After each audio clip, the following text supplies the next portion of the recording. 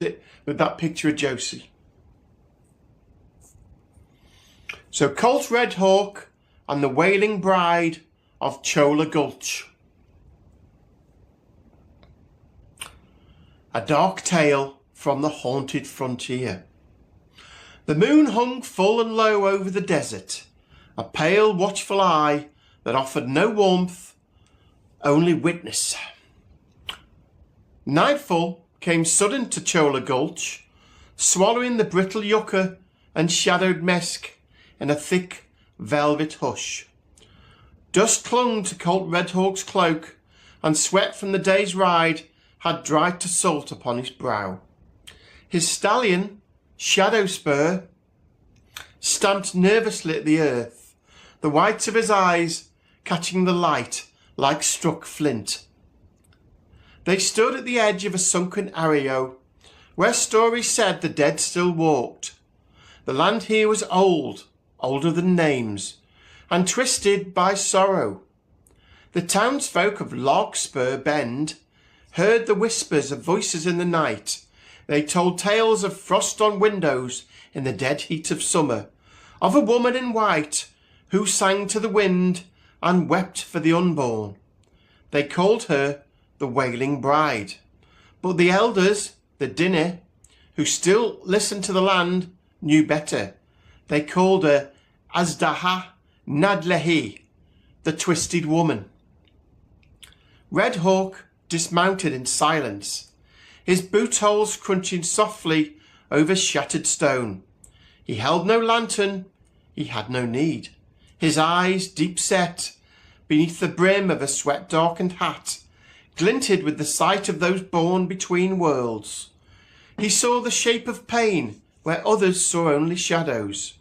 He felt the hunger of spirits on the back of his tongue. His revolver, silver inlaid and wrapped in soft leather laced with prayer beads, sat snug against his hip. Not for men, but for what came after. A sudden chill rippled through the air. Even Shadow Spurs shuddered. Ears pinned back, a deep whinny trembling through his flanks.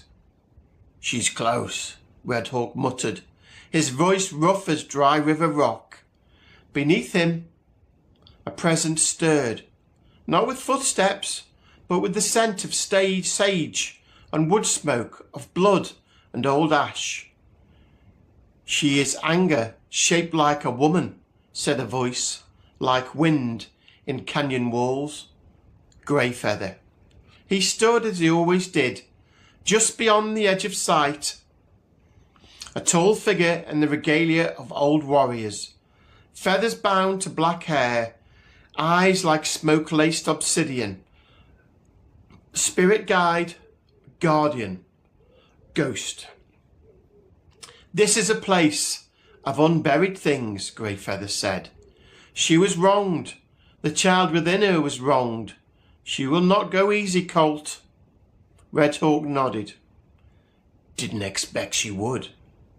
He moved slowly into the gulch, the earth sucking at his boots like wet clay.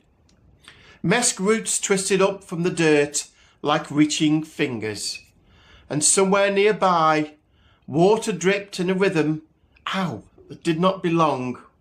What a graze! That did not belong. A song rose from the rocks, faint and broken, a lullaby in a voice that should not speak. And then she was there, a figure in tattered white, gliding across the air just inches above the ground. Her hair hung in a veil, matted and dark.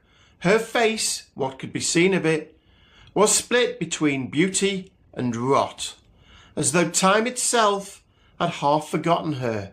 Her belly swelled, full with the memory of a child long dead. Redhawk raised his revolver slowly, his breath shallow, heart steady. "You don't belong in this world. You've got to let go." She turned her gaze on him, eyes like deep wells of ice, and screamed. The sound hit him like a physical force. hurling him back into the dust. He hit hard, the world spinning, blood blooming from a gash across his brow. The revolver skittered from his grasp, vanishing into the dark.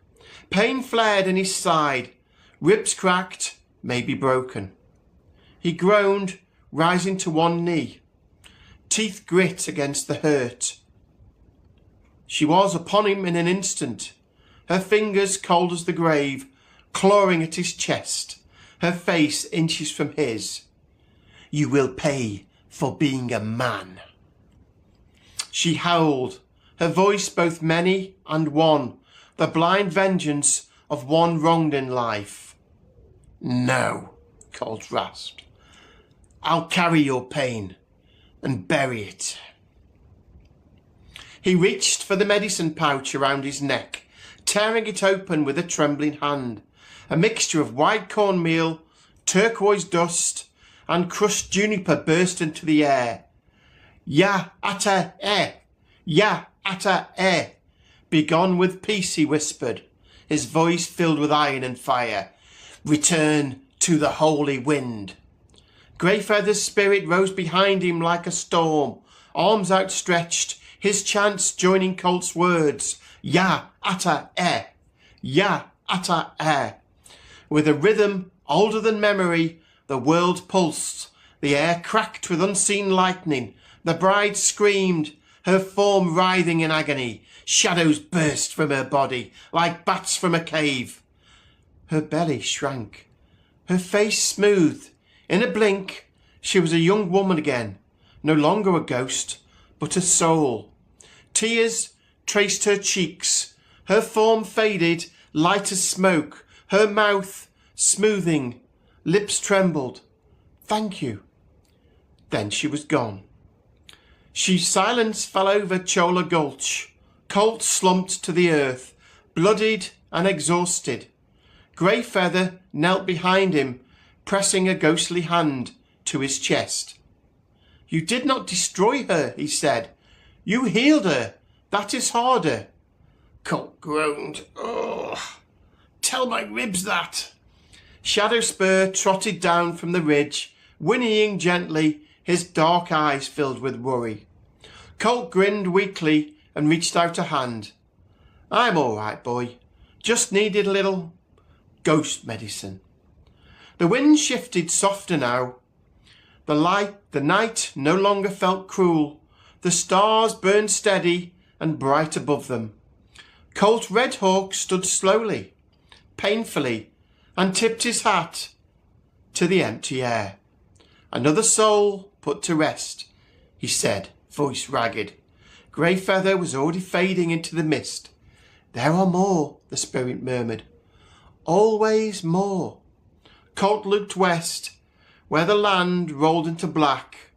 The unknown waited like an open grave. He reloaded his silver revolver, mounted Shadowspur, and rode on into the dark. Ya ata eh, traveller. The night has many faces, and Colt Redhawk rides still.